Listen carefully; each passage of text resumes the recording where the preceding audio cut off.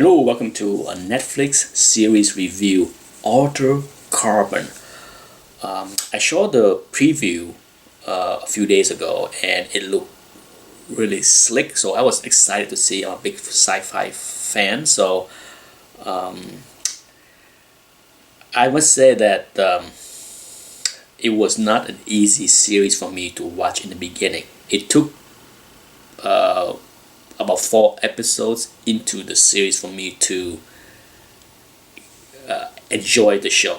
I mean, I struggled through the first 4 episodes, and it's hard for me to put the finger why it didn't really work for me in the first 4 episodes. Regardless, right from the get-go, I think the look of the show is fantastic.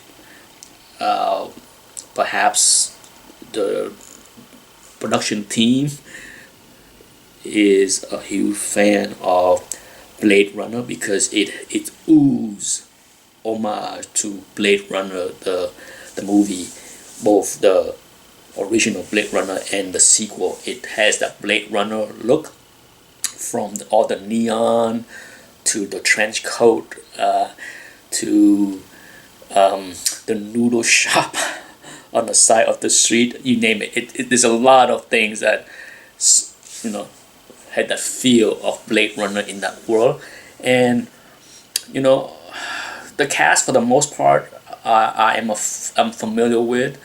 The actor that I think Chris Connor is the, I believe he's British. I could be wrong, but he was in that show Rome. That was the first time that I saw him, and then he was on that Fox show, The Following, where he played a cult leader, which was really creepy. I like him, but for this show, I think he was the least interesting character. The show is, this is a non-spoiler review, so I'm not gonna spoil anything, but it basically centered around his murder.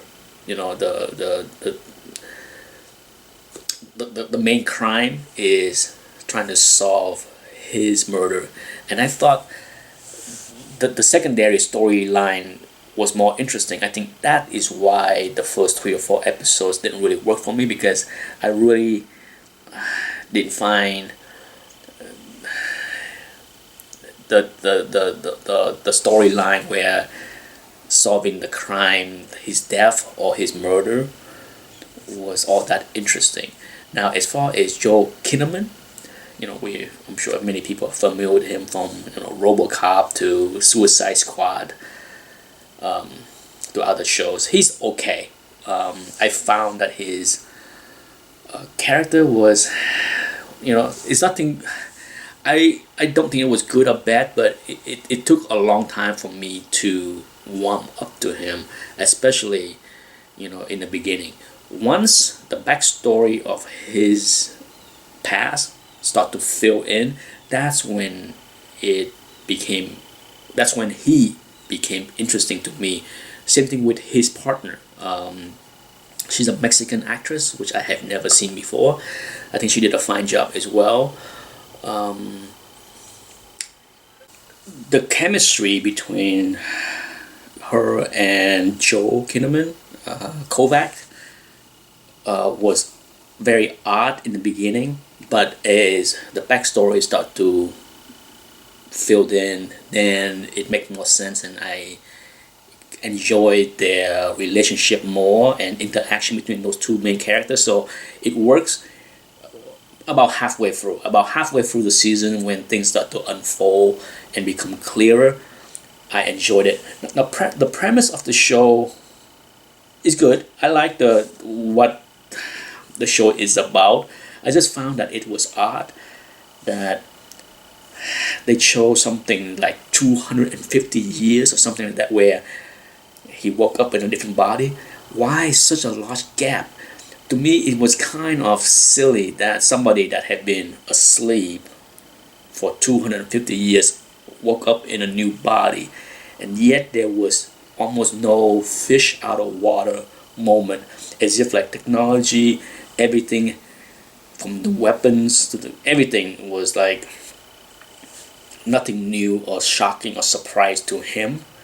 So that took me out of the story in the first few episodes, and then 3 or 4 episodes into the show, I kind of just like, oh, whatever. But for sure, the show opened with a bang. The action sequence of this series was top notch, in my opinion. It might be a Netflix show, but it is as good as you're gonna find it in many action movie, if not even better. The sword fight, no doubt. Joel Kinnaman did a fantastic job action wise, as well as acting competent. But as the story unfold, no doubt the backstory of Joel Kinnaman previous life became more of the focal point and more interesting point. The murder mystery is just a side story for me, not all that interesting, even when it's wrapped up, and how it intertwined with Joel Kinnaman past. It's okay. Overall, I enjoyed it. It's I'm pleased that I was able to go through the first 3 or 4 episodes and not give up on the show.